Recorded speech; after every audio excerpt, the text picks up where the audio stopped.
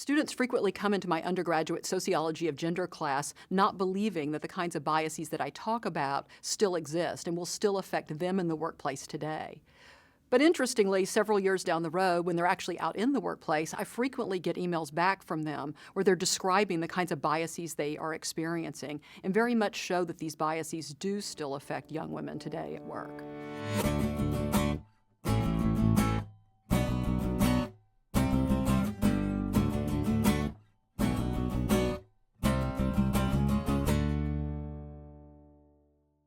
If we're going to craft solutions that actually level the playing field, it's first important to understand how stereotypes produce the disadvantaging effects that they do.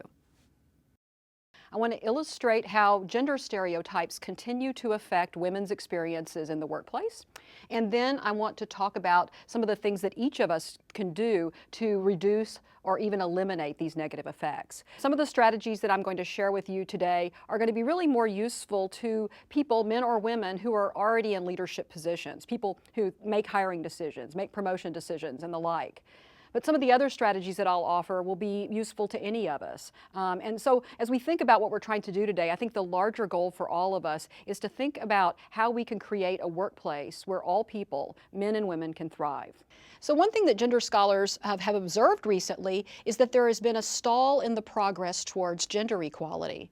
So after sort of rapid progress in the 1970s and in the 1980s, by the time we get to about the mid-1990s, the gap between men and women on all kinds of dimensions isn't narrowing any further. So things aren't getting worse, but they're not getting better. One of the reasons I'm eager to talk to you today about the role of stereotypes and the effect that they have on women's careers is that I believe that this is one reason why we have not been able to make progress in the last decade or so.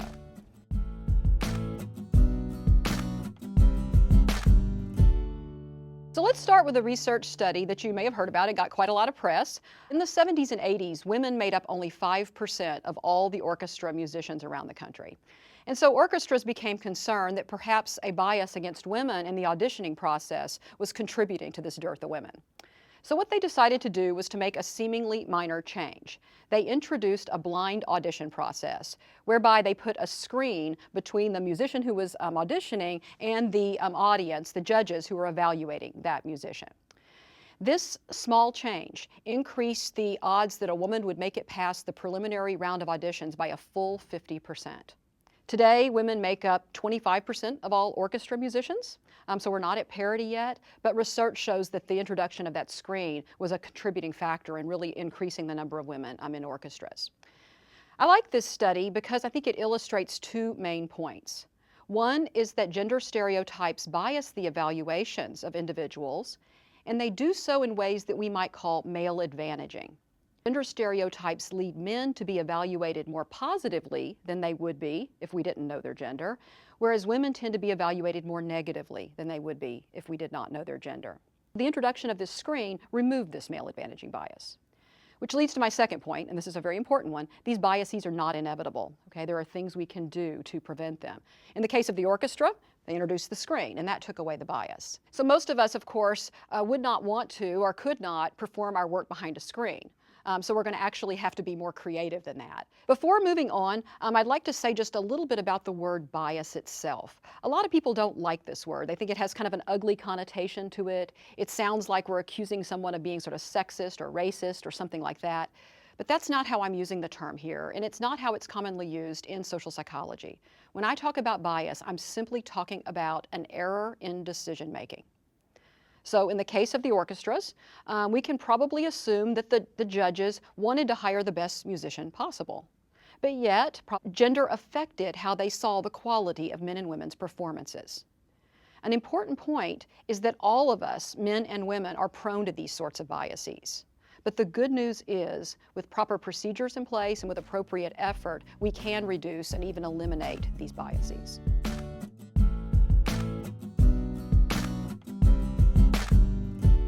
So gender stereotypes function as a cognitive shortcut in information processing.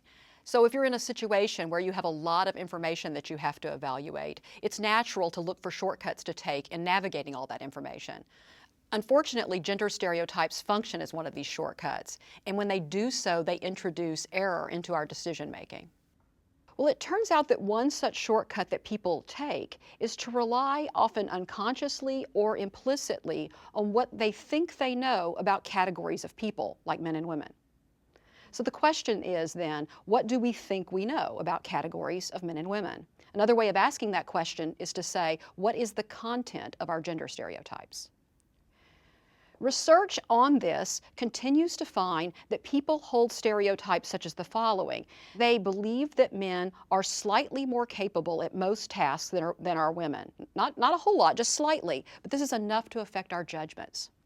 When it comes to tasks in the sort of traditional male-type domains, things like tasks that require mechanical ability or mathematical ability or leadership, okay, the gap is stronger. People have stronger beliefs that men are better than women in these domains. Women, by contrast, they're thought to be better at typical feminine tasks, things that require nurturing ability and caretaking and the like. Unfortunately, though, those tasks themselves tend to be devalued in the workplace. Further, people expect that women should be warm and nice and kind and not dominant and assertive, whereas men are expected to be action-oriented and assertive, but certainly not modest and weak. The question now is, what's the effect of those stereotypes on our decision-making, on how we evaluate and interact with men and women? One consequence is that stereotypes cause us to use a different standard depending on whether we're evaluating a man or a woman. So our standards shift around depending on the gender of the person that we're evaluating. So why would this be? Well, when a woman performs well, and especially if it's one of those traditional male-type tasks, this performance runs counter to what our stereotypic expectations would have led us to expect. So as a result, we tend to really scrutinize her performance as if we're trying to understand how it is that she could have performed so well.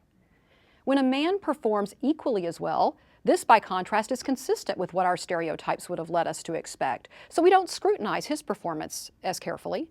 What this means then is that the man ends up being judged by a more lenient standard than the woman. It's as if the bar is higher for women than it is for men. Our goal today, I think, is to think about how we might equalize those bars such that men and women are judged by the same standard. So I want to share a research study with you that really illustrates this point. And what they did in the experiment is they had psychology faculty all over the country evaluate a candidate for an assistant professor position in their department. Now, unbeknownst to the evaluators, this candidate was a fictitious candidate, was created for the purpose of the study. And so they created a resume for this candidate, and the person had just gotten her PhD. They sent the resumes out to faculty all over the country with one key difference. Half the people in the study got the resume with a woman's name on it, and the other half got the very same resume, with everything was the same, except that it had a man's name on it. So this study then lets us see whether gender affects how these psychology candidates were rated. The difference in the study was striking. 79% of the applicants that had a man's name on it were deemed worthy of hire, 79%. But only 49% of the resumes, the very same resume with a woman's name on it, were deemed as worthy of hire. Further, in a second part of the study, the authors discovered that people wrote 4 times more what they called doubt-raising statements on the rating forms for the female applicants compared to the male applicants. They wrote things like, "I would need to see evidence that she'd gotten these grants and publications on her own." That concern was raised 4 times more frequently for women applicants than for men applicants. I'd now like to talk about a second way that stereotypes affect men and women's career experiences. And what we're going to see here is that stereotypes actually shift the very criteria that we use to judge men and women. So again, I'll share another research study from the field of psychology with you. And in this study, what people were doing was evaluating individuals for a position as a police chief. And as you probably know, police chief is a very male-dominated type of job, okay? And so everybody that was doing the evaluation got 2 resumes to look at for 2 different candidates, and the resumes were constructed to be as equivalent as possible, except that one of the 2 applicants had more education, more relevant education to being a police chief, and the other applicant had more experience. They had people evaluate them, and in the first condition of the experiment, one group of participants rated the 2 applicants with no names on the files. Okay, so there was no way to know who was a man or who was a woman. What happened in that condition of the experiment is the participants overwhelmingly favored the person who had more education. And they justified their choice by saying, education's what really matters to me. Second phase of the study, what happens is they put names on each of the two resumes, okay? And they put the man's name on the one with more education, and they put a woman's name on the one that has more experience. And what they find here is just like in the first part, people preferred the person with more education. It happened to be the man, okay? So they chose the man and they justified the choice by saying he had more education. Now they put the woman's name on the application, on the resume for the person who has more education, and the man's name on the one that has more experience, okay? We've been preferring people all along who had more education. Are we now going to prefer the woman? She has more education. And as you can probably guess by now, that's not what happened. The participants overwhelmingly preferred the man, and when they justified their choice, they said it was because he had more experience. So we see the way that our stereotypes led to a shifting of the very criteria that was deemed important in order to justify what would have been the more stereotypic hiring decision. Women are often aware that they face a higher hurdle, and so what we often do then is just say we're going to work harder and get over that higher hurdle. But that doesn't even always work. Sometimes in our effort to really display and make clear our competence, we actually elicit negative reactions in terms of how likable we are. So people don't like us. That's what we call a backlash reaction, or the classic double bind that women face. It's hard to be seen simultaneously as competent and likable.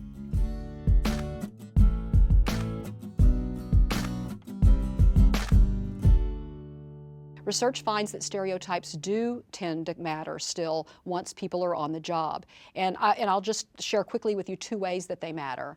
One is that women are less likely to have influence in work groups than men are. What I mean by that is that when a woman makes a suggestion in a group, people are less likely to take up that suggestion and use it. Okay? Whereas men's suggestions are more likely to be taken up. And this occurs even when women are defined as the expert in the group. Okay? So they have less influence. The second thing is that women tend to be less likely to get credit for their ideas.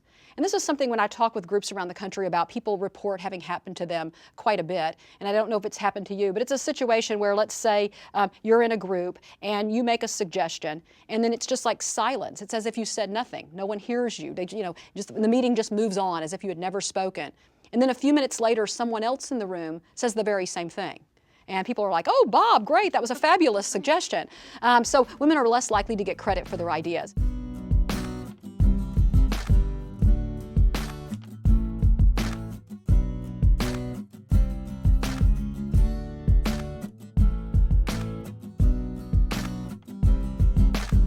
I like to differentiate between what we might call individual survival strategies and organizational solutions. Individual survival strategies are the things that individual women do at work to work around the biases that they might encounter, so being self-promoting or things like that. Organizational solutions, by contrast, are things that the organization does to change the environment to lessen the incidence of bias in the first place. And I'm going to share 6 different concrete solutions with you.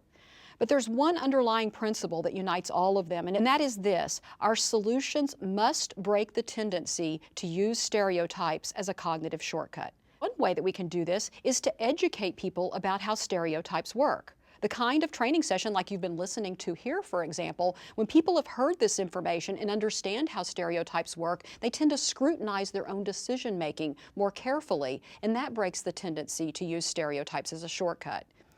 When I go out and talk to people about reducing bias like this, often they'll say to me, well, you're preaching to the choir. I mean, we're people who are already concerned about these sorts of things, or we wouldn't have come to this session.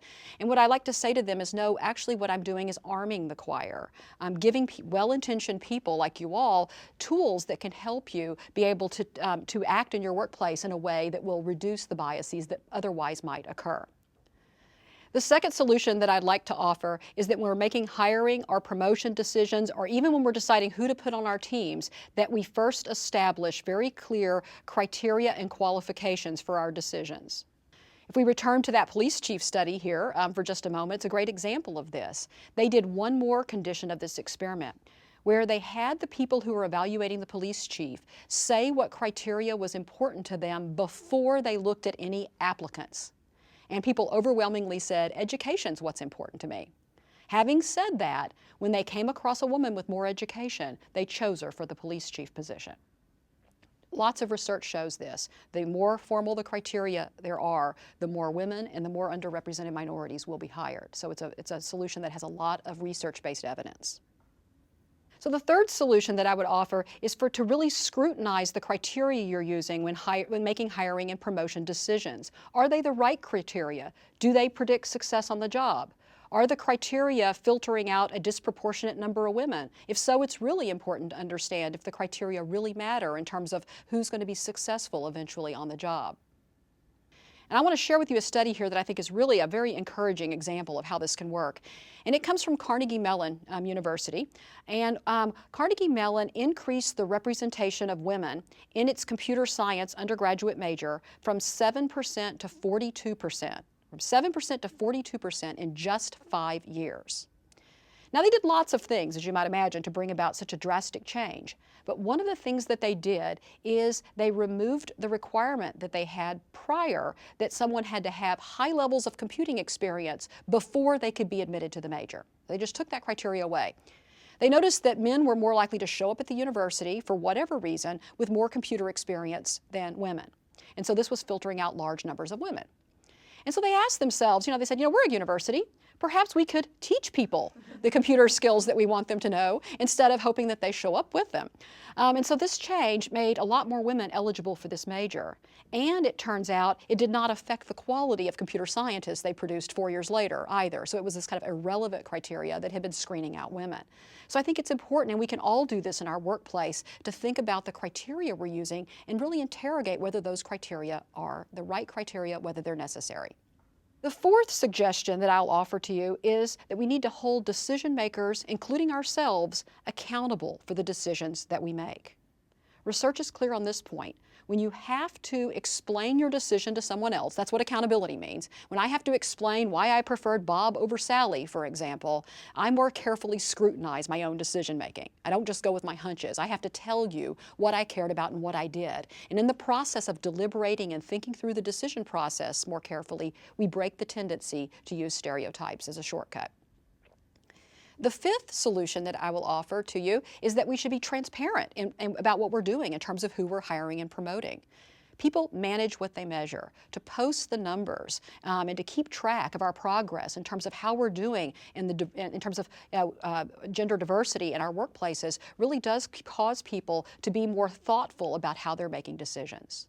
So the final solution that I want to share with you today is one that I'm really eager to tell you about, because I think it's one that all of us, whether we're in leadership positions or not, could use, and we could use it immediately when we went back to the workplace today. And that is this: to vouch for the competence of women leaders in your organization. What do I mean by that? Whenever you have a chance to introduce someone or talk about someone that you're working with, if you describe her accomplishments or talk about how successful you think she's been, that's vouching for her competence. And that can help overcome the problem that stereotypes often create, and that is that we have doubts about women's competence. Okay? So this is a very easy thing to be able to do. So one study shows kind of how this works, and what happened in this study is that a professor was introducing a female graduate student who was going to be a leader over an undergraduate team. And part of the time he would introduce her and vouch for her competence. He would talk about her research, the publications she had, and the like. And the other times he introduced her just saying her name. Here's Sally, she's going to be your leader. And what he found is that the undergraduate students rated her significantly more highly when the professor had first vouched for her competence. It took away the doubts the students might have about whether she was really successful or competent enough to be their leader.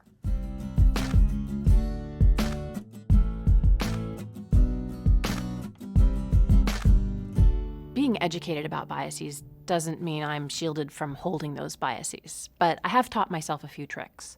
One of them is to try, in the moment, to just imagine what if this person I'm speaking to were a man, or spoke with a different accent, or were dressed differently, and would I draw the exact same conclusions?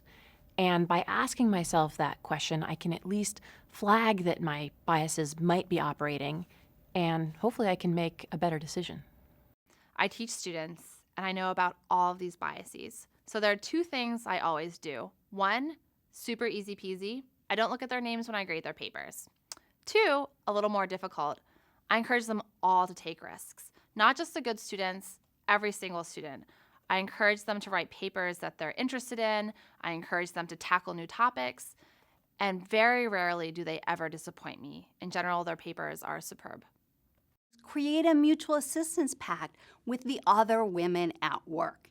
In a meeting or in an email, tout another woman's accomplishments, calling out specific details and noting why it's important. She can do the same for you, and soon the accomplishments of all women leaders become more visible. One of the errors in judgment that I see in the workplace is around starting up projects. We're given so little time before we're judged, whether we're making progress, whether they should yank the project from us and give it to somebody else. And there's different styles in how people approach this startup of a project. Some step into action right away, and people might think of that as an advantage. Actually, some might build relationships and coalitions and allies and think about the purpose of the project. It might take a little longer, but it might actually be better in the long term. I think it's really important to train managers about the existence of these biases, because without that context, they can't really understand the dynamics of what's going on in the meeting. And if they don't understand, they can easily draw wrong conclusions. When I talk to our leaders about the workplace of the future, I tell them it's going to be much more open, mobile, and collaborative. Ideas are going to come from anywhere. Talent's going to come from everywhere. And we have to ensure that we're creating an environment where people have the opportunities to put those ideas forward, to bring their best contribution, to help the business innovate and grow. Where I think organizations need to be really diligent around bias is in all the people decision processes. So hiring decisions, promotion decisions, performance evaluation decisions. And in those processes, we need to have clear criteria, a structured and thoughtful decision process as opposed to a low-effort slam-dunk decision process to really get as much of the bias as we can out of the system. I was working at a large tech company, and after 3 years looked around and realized there weren't enough people who looked like me. So I put together a volunteer group who actually went out to go out and recruit people who looked like me. Many of these people would not have even shown up at the sessions had I not been there. In doing this, we were able to recruit a new source of talent for the company, and as a result, they make better products that better represent the users. One practice organizations can consider is setting up an external advisory board to regularly review their progress on advancing and retaining women leaders. This establishes accountability and really holds management's feet to the fire around driving change. Let's wrap things up. Our goal here, as I said at the onset, was to think about what each of us could do to create workplaces where all people, men and women, could thrive. One problem in achieving this goal is that stereotypes interfere with our decision-making and undermine our evaluations of women. Now, in any one instance, the effects of these stereotypes can be actually quite small. I mean, if you don't get credit for your ideas one day in a meeting, that's not disastrous. But the problem is the effects of stereotypes accumulate over women's careers, a little bit here, a little bit there, adding up in such a way that they serve to carry men and women in actually quite different directions in the workplace. By removing the error in decision-making that stereotypes produce, organizations will be able to more fully harness the full range of talent, all of the talent, men and women, in today's workforce. People ask me all the time, how do I turn my daughter into an engineer? And my answer sometimes surprises them, which is, first, teach them to be a feminist. You can't turn a non-engineer into an engineer by mindset, but what you can do is avoid losing a budding engineer to stereotypes. Bias exists, and it can be overwhelming. But be the change you want to be, whether it's giving feedback to a colleague or making a hiring decision. No matter what position you have in your organization, you have the power to make it happen. While it's essential that organizations be involved in these solutions, there are nonetheless things that each of us as individuals can do and that we could do tomorrow to make a difference. For example, tomorrow we could all go out and endorse a woman in our organization, pointing out her competence and her skill when given the chance. Woo!